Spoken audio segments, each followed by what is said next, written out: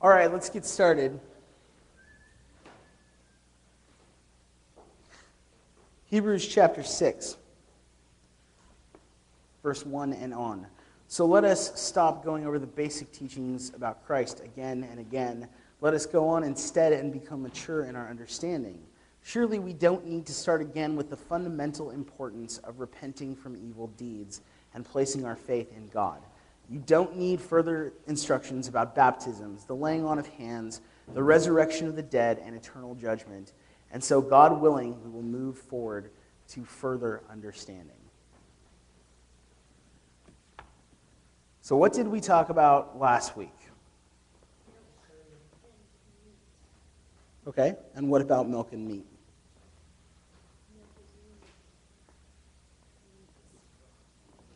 And specifically that certain types of teaching left us what? Dull. A ineffective weapon in the battlefield of life on a philosophical level. The weapon is ineffective. It's a paperweight, if you will. It lacks any sort of edge to it. And Christ, we talked about, was murdered specifically because of the sharpness of his weapon. Because he was not dull in his belief system and in the way that he carried out his belief system, his worldview. He wasn't dull in the practicality of his humanity, in the practicality of the worship of his God, in the practicality of his godhood. Instead, he was incredibly dynamic. He was sharp.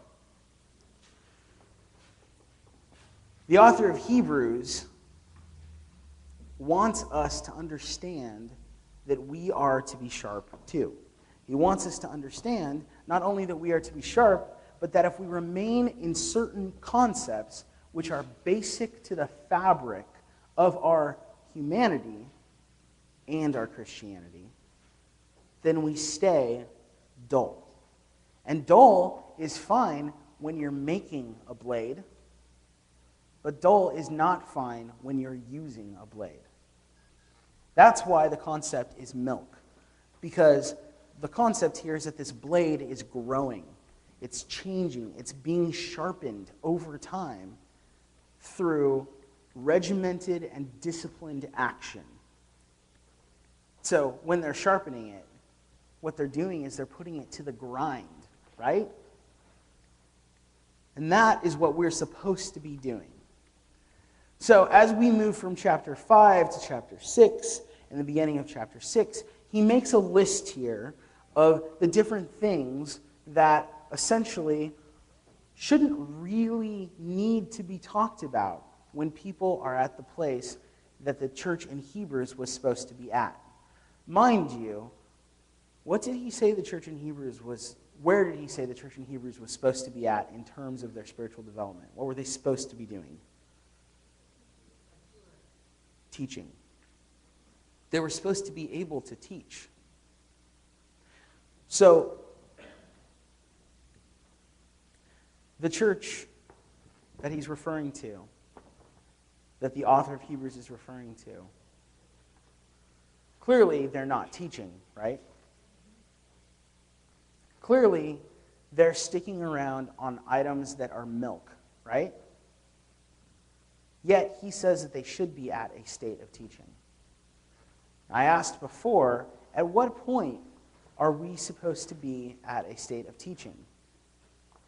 What's the answer to that?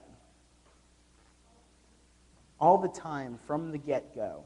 I think we talked about it specifically in Colin's cell group. But as Christians, we are made, as Christians, equipped to teach. But yeah, we come with a fairly dull blade. Because as little tiny teachers, it's important that we not kill everybody that we're teaching. Does that make sense? That when we parry and thrust, we don't accidentally pierce the person that we're teaching. So, that very dull blade he talks about in verse 2 of chapter 6. He says, actually a little bit in verse 1.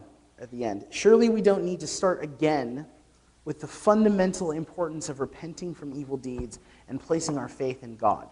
You don't need further instruction about baptisms, the laying on of hands, the resurrection of the dead, and eternal judgment.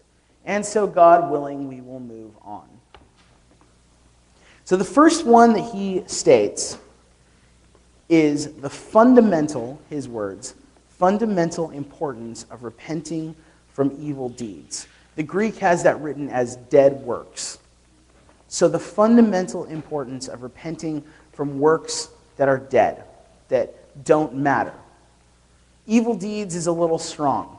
Evil deeds is a little strong in the English language because it implies a certain maliciousness to it. But that's not really what's being said. It's things that don't matter. Repenting from things that don't matter.